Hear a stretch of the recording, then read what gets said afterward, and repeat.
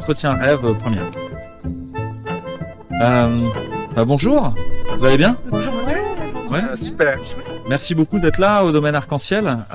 Vous représentez un groupe de citoyens et soignants, je crois, Oui. qui est venu de Toulouse et qui s'appelle Rêve.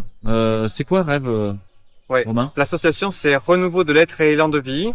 On a pris ce nom plein de dynamisme pour essayer de montrer l'élan qu'on a pour créer des projets autour de la santé intégrative. D'accord. C'est quoi la santé intégrative? Est-ce que quelqu'un aurait envie de donner sa version des choses? Ouais, on pourrait dire que la santé intégrative, ce serait comme le fruit de la médecine intégrative. Et donc, c'est-à-dire qu'on prend la médecine intégrative qui combine en fait la médecine conventionnelle et des thérapies complémentaires. Et le tout en prenant en compte l'individu dans sa globalité, donc avec une approche holistique, et aussi en tenant compte de son environnement social, familial, professionnel, etc. Spirituel. Donc, plusieurs dimensions à prendre en compte, physique, psychique, émotionnelle, spirituelle. Pour le citoyen dans toutes ces dimensions, on l'aide à guérir ou à rester en santé avec des praticiens venus de plusieurs horizons. C'est ça. Conventionnels d'un côté, avec des médecins, Oui. et puis des thérapeutes C'est autres. Et on le rend acteur de sa santé. Voilà. On le responsabilise. C'est ça qui fait toute la différence. Ça, c'est peut-être une des valeurs fondamentales de la santé intégrative, c'est cette idée d'autonomie, de pas être hétéronome. Vous voulez en dire un mot? Et c'est aussi tout un chemin, justement, d'évolution et d'évolution personnelle. Et transformer cette expérience, justement, en prise de conscience. Et voilà, pour grandir. D'accord. Donc, se guérir ou rester en santé serait presque une voie de sagesse. Est-ce que comment est-ce que vous procédez? Est-ce que ces praticiens sont dans une maison de santé comme on en a l'habitude avec un médecin, des infirmiers, un pharmacien? Est-ce que vous avez déjà des parcours pour les patients qui sont définis ou est-ce que c'est en cours de création? Pour l'instant, on a essayé de fonctionner en restant chacun dans son lieu d'exercice respectif. Et on a constaté les limites de ça avec les limites temporelles, les limites d'investissement de chacun, et puis les limites que ça représente en termes de partage.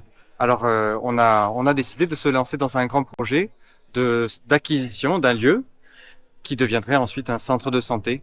D'où notre présence ici au Congrès pour présenter ce projet d'acquisition d'un bâtiment de 800 mètres carrés sur un terrain de 3 hectares, un peu au sud de Toulouse. Alors on voit derrière toi sur l'affiche le bâtiment pressenti, qui est à la fois un bâtiment mais aussi un lieu où il y a de la nature, de la beauté, des arbres, du vivant. Pourquoi c'est important dans la santé intégrative cette place laissée au vivant? Ben, je pense que le lien avec la nature, être en contact avec les arbres, avec toute la faune qu'on a autour, ça fait partie de l'équilibre de l'être humain. C'est quelque chose qu'on a perdu dans les villes. Et on voit souvent que les gens vont mieux quand ils sont dans un environnement dans la nature. Donc ça participe aussi. Et puis c'est le bien-être des soignés et aussi des soignants. Parce qu'un lieu de vie agréable pour les soignants où ils viennent avec le sourire, c'est quand même chouette. Alors quand on voit le bâtiment et puis les différents projets qui sont proposés, ça donne envie. On est loin des hôpitaux de 45 étages où les patients sont des numéros. Qu'est-ce qu'il va y avoir dans ce centre de santé? Alors je regarde Magali parce que l'homéopathie serait une des compétences qu'on recherche. On recherchera aussi à avoir une composante de médecine allopathique classique, et puis on recherchera d'autres pratiques en essayant bien sûr de respecter des questions de sécurité. Voilà. On cherchera à avoir des thérapies d'accompagnement qui permettront aux bénéficiaires d'aller mieux. Voilà. Est-ce que ce centre il a déjà un nom? Il n'a pas encore de nom. C'est le lieu-dit est le lieu de la Barguère à Saint-Sulpice-sur-Lèze. Voilà. Mais c'est plus qu'un centre de santé intégrative qu'on voudrait, parce que c'est une grande propriété, il y a 3 hectares. Il y a déjà un jardin potager, il y a déjà des arbres, beaucoup d'arbres. Et on voudrait en faire aussi un lieu de ressourcement pour des personnes, par exemple, après un burn-out, après une opération, des gens qui ont besoin d'un accompagnement, mais aussi de liberté, pas un accompagnement médical strict. Et on voudrait aussi faire une salle de conférence parce qu'il y a vraiment beaucoup de place. Il y a un autre bâtiment agricole qu'on peut transformer, faire des salles d'activité, des salles de conférences. Parce qu'il y a une école d'homéopathie qui s'est montée dans la région toulousaine aussi, qui est en train de se monter, qu'on aimerait pouvoir accueillir, comme d'autres types de formations. Des événements festifs aussi, on a envie de mélanger tout ce qui est art et santé finalement. Vous pouvez parler un peu plus fort? Oui, des événements festifs aussi pour pouvoir échanger et créer du lien avec d'autres personnes qui sont pas dans la santé. Donc, Un lieu de vie, de rencontre, voilà, au cœur du vivant justement, avec des vivants. d'accord. Donc un centre de consultation, Et un aussi centre de soins, un lieu d'atterrissage en douceur et d'accompagnement dans une période difficile de la vie, que ce soit en périopératoire ou après un deuil ou autour de ça. Un Et pas seulement. lieu de conférence, de partage, d'enseignement. l'éducation à la santé. Et puis voilà, un potager. Là, ça fait un projet grand ambitieux. potager. C'est pas fini.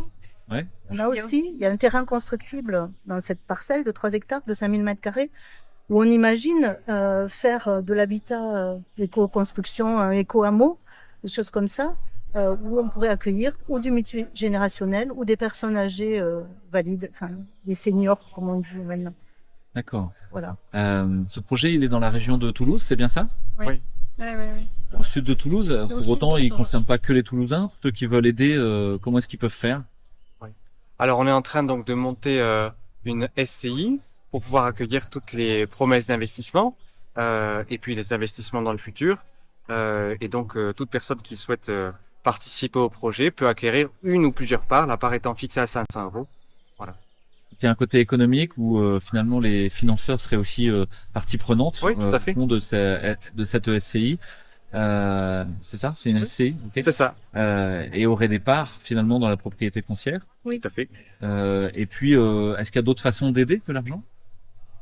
Des dons. Les personnes faire des dons. Que l'argent.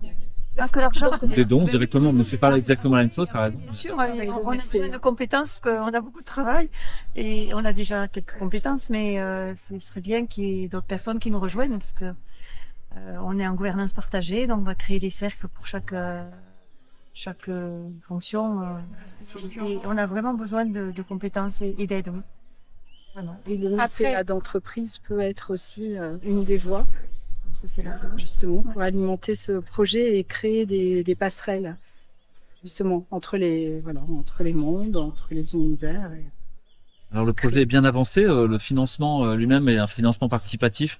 Donc il se monte à combien et à combien vous avez couvert de vos objectifs jusqu'ici? Actuellement, on est à 420 000 euros, uniquement donc sur des fonds propres de personnes qui, sur leur fonds privés, ont décidé d'investir donc au total cette somme-là. Et notre objectif est d'avoir un peu moins d'1 200 000 euros pour acheter la propriété et, si possible, à peu près 200 à 300 000 euros de fonds de roulement pour pouvoir faire les quelques petits travaux nécessaires pour la mise aux normes de l'établissement avant son ouverture. Donc vous êtes Donc, à peu le total près un d'un tiers million du de financement pour le moment. Voilà. Il reste 2 tiers à couvrir. Oui. Bon, bah c'est un sacré défi et en même temps c'est assez joyeux qu'il y ait déjà plus de 400 000 euros qui aient été donnés par de nombreuses personnes. Où est-ce que les gens peuvent écrire ou aider? C'est sur le site de l'association. Le site de l'association et donc c'est www.associationrêve associationrêve R2EV sans point .com. C'est sur la rubrique le projet où ils peuvent nous contacter avec le mail de l'association contact au pluriel .rêve@gmail.com. Super. Peut-être si vous voulez bien, je vais vous donner la parole à chacune pour la conclusion, dire un mot sur votre projet. On commence par toi, tu veux bien? Si vous pouvez participer au projet, de quelque manière que ce soit financièrement ou par des mises en relation. On est en recherche actuellement active de dons et de vente de parts de SCI, de mécénat. Donc voilà. Merci. C'est avant tout une belle aventure humaine et dans le concret, justement, pour donner de l'espoir et surtout le concrétiser. Merci beaucoup. Ce que je voulais ajouter, c'est qu'on a fait quelques réunions d'information et qu'il y avait des personnes qui disaient « Ah mais moi je suis pas soignant, je suis pas dans ce domaine-là, je suis peintre ». eh ben c'est super, c'est très bien parce qu'on aura peut-être besoin de repeindre des murs, de faire des tableaux. Tout le monde est bienvenu. C'est vraiment quelque chose de collectif et soignant citoyen. Merci. Et moi, j'ai rencontré une famille d'âmes et j'espère qu'elle va s'agrandir. Parce que c'est un projet magnifique où là, vraiment, on travaille avec le cœur et on s'entend très très bien et je suis très très heureuse d'en faire partie. Ben, moi, je vais dire un peu la même chose. On s'appelle Jacqueline toutes les deux, donc je vais dire un peu la même chose. C'est vraiment une famille d'âmes. Merci le Covid, merci Louis, merci Laurent, parce que vous avez été mes soutiens pendant toute cette période et des inspirateurs. Tu nous as beaucoup inspiré. Ce projet-là, ça vient de ce que tu as insufflé depuis voilà. Donc merci beaucoup et je te remercie cette période où j'ai rencontré les plus belles personnes de ma vie et je suis vraiment, c'est une énergie dingue de travailler ensemble comme ça, de faire voilà, ça nous donne un enthousiasme et j'espère qu'on va y arriver. Enfin, j'y crois. Voilà. Oui, ben moi j'ai envie aussi d'enfoncer le clou depuis Covid Soin et depuis je t'ai rencontré à travers plein de façons. C'est vraiment magnifique quoi de se retrouver boosté par tout le monde qui va dans la même direction. C'est vraiment très très chouette. Et moi, juste pour le centre, pour ajouter, j'espère qu'il y aura un maraîcher qui sera là pour faire de la permaculture et qui va nous aider à faire un super potager bio. Ouais, pour conclure, moi je voudrais dire que nous savons tous que participants du projet, mais aussi spectateurs du projet, nous savons tous que ce projet, c'est notre avenir. Enfin, l'avenir de la santé en tout cas, mais ça ne peut être que ça. Ça ne peut pas être autre chose. Pourquoi attendre demain ou après-demain pour que ce soit l'avenir? Autant le faire aujourd'hui. Et ce qui me fait dire ça, c'est aussi le parfum autour de ce projet, autour de ce qu'il crée. C'est un parfum vivant, respirant, un parfum qui donne le goût de la liberté, le goût du mystère. Il n'y a que là qu'on le trouve. Et c'est pour ça que je continue à m'engager. Eh ben merci à tous. Vous pouvez vous resserrer pour qu'on fasse la photo de famille. Mais à peine. Il y en a d'autres encore. Voilà. Le projet, le champ va pas être assez large. Grand merci. Merci. On vit un rêve et que le projet vienne au monde. Merci. Merci.